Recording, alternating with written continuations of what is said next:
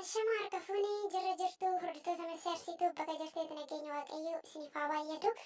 Warroonni chaanala kanaaf haaraa taatan sabskiraayib gochuun gara maatii kootti dabalamaa. Warroonni maatii koo taatanii na hordofaa jirtan galatoomaan isiniin jedha.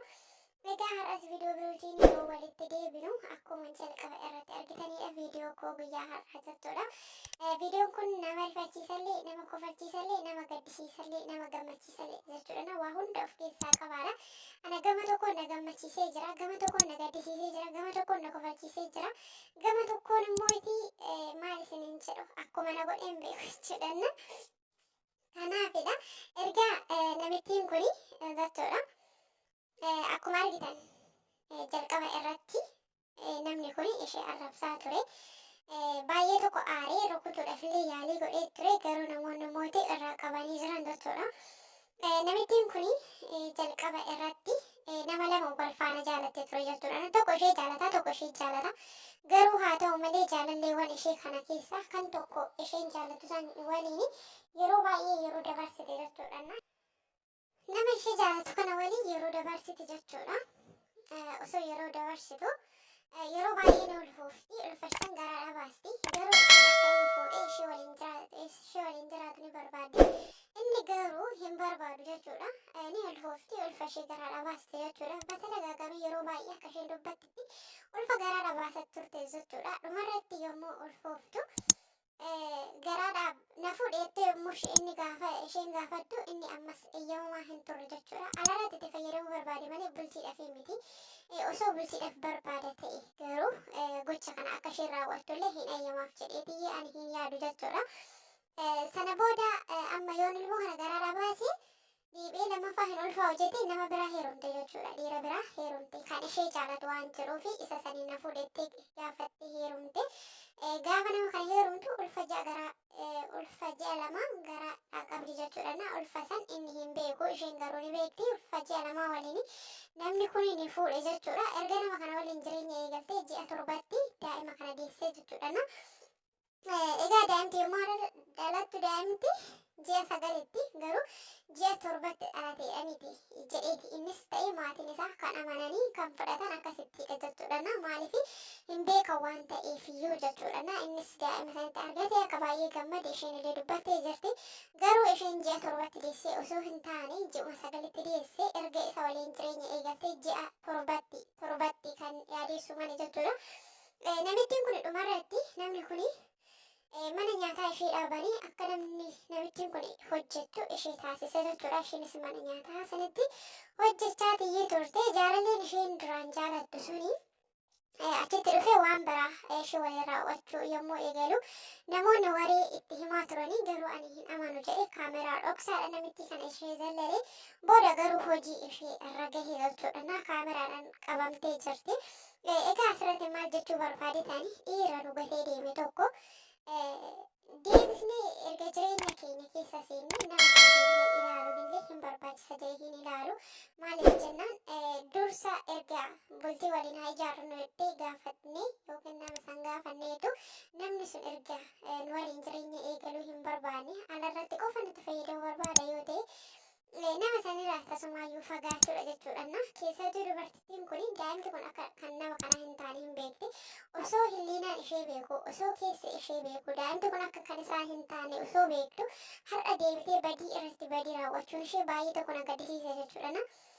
Namni kun daa'ima kootii fi haadha manaa koo jedhee akka yeroo baay'ee tattaaffatudha jireenya isaa keessatti kan dubbate jechuudha. Ilmoon sun yookiin daa'imti sun kan kiyya jedhee yaada jechuudha. Garuu daa'imti sun daa'ima ormaati malee kan isaatii miti jechuudha.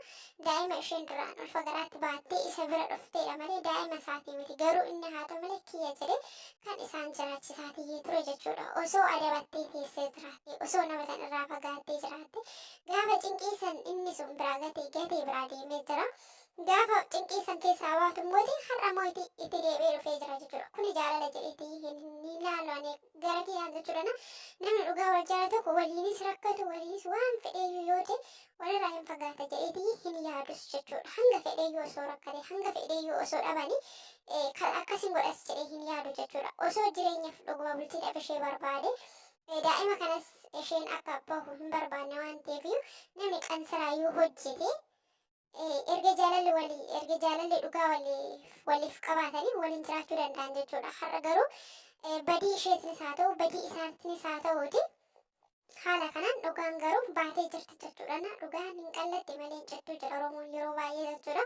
Namni kun garuu gaarummaa isaatiin jaalala isheedhaaf qabuudhaaf ishee dhabuu waan hin barbaanneef jecha ishee waliin jiraachatii ture. Kana hundaayyuu osoo hin beekin ilmoo orma kan guddisaatii ture jechuudha. Garuu isheen hilliinan ishee osoo beekuu hanga feene osoo jaalanne nama nu gatee deeme yeroo nuti rakkannetti nama nu bira hin dhaabbate namni sun nama jedhee hin ilaalu sana booda jechuudha. Maaliif nu gatee deemee jira jechuudha.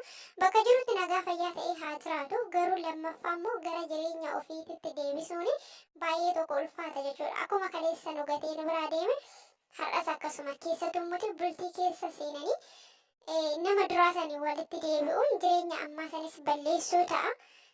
Nama duraan nama amma jaalala nuuf qabu sanillee kaffaasisuu ta'a. Rabbi birattillee nama birattillee jaalatamummaa fudhatamummaa hin qabu jechuudha gochi kuni. Kanaafiyyuu garaa nagaalaxamuun ishee baay'ee tokko na gammachiise.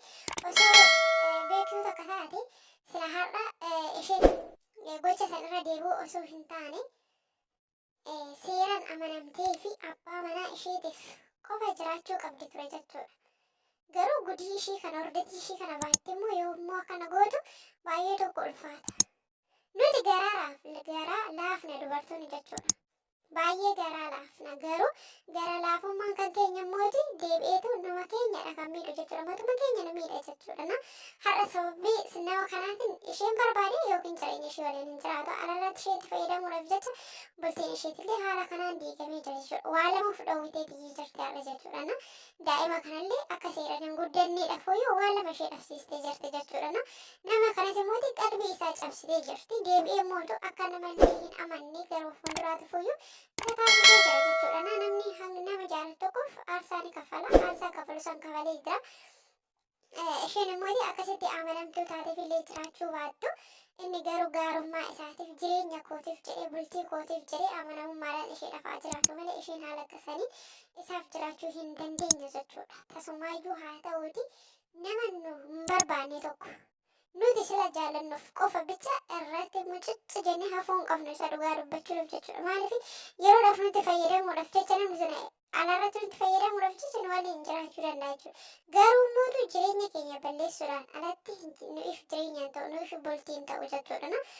Osoo nu waliin jireenya ni barbaada ta'e gaafa isheen ulfa garaadhaa qabaa nafuu waliin jireenya eegallaa yeroo baay'ee ulfa garaa kootii baasee jira. Amma baasuu hin danda'u. Booda ilmoo argachuu hin danda'u. Yoon amma baasee rakkoon irra gahuu danda'a. Na miidhuu danda'a jettee gaafa isheen gaafattu sanii qansaraallee ta'u guyyaa hojjeteellee ta'u dubartii kana waliin ni jiraata ture jechuudha. Ilmoo takkitti argatanii guddisuun hangas marallee isaanitti ulfaata natti hin fakkaatu jechuudha. Garuu osoo jaalalli jiraate osoo jaalala isheedhaaf qabate osoo bultiidhaaf ishee barbaada ta'ee jechuudha. Garuu dhiirri alarratti nama barbaadu immoo dhumni isaa akkanumaadha. Gaafa namni sun rakkina keessa galee yookiin dubartiin ulfoofne jetti gatee bada jechuudha.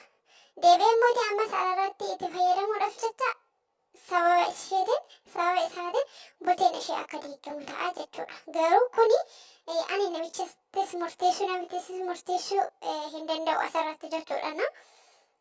Baay'ee ulfaata maaliif namarratti murteessuun baay'ee ulfaata jechuudha. Garuu nuti gocha akkanaa irraa of eeguu qabna. Namni tokko yoo nu gatee yoo deeme lammaffaa nama san ilaaluu hin qabnu. Bakka jirutti nagaa fayyaa ta'ee haa jiraatu. Garuu lammaffaa jireenya keenya keessa galchuun erga bultii qabaanne erga jireenya dhuunfaa mataa keenyaa eegalle nama san wanti amma akka duraa san isa waliin nu taasisu tokkollee hin jiru waan ta'eef jechuudha. Kanaaf ani garuu namittiin baay'ee na gaddisiiste irratti murteessuu hin danda'u. Garuu gochi ishee baay'ee na gaddisiise jechuudha. Osoo keessa isheetitti iccitii kana hunda baattee teessu abbaa manaa ishee gowwoomsite ilmoo isaa osoo hin ta'in ilmoo namaa guddisiisaa turte. Har'a garuu mootu deebitee isa waliin waan biraa raawwachuun ishee jechuudha. Nuti yeroo baay'ee ni gowwoomna. Nama nu gatee deeme yookiin namuma jaalannu waliin duuna jechuudha. Jireenya nuuf hin ta'u barnamni sun nu gatee deeme kana guyyaa tokko. Jireenya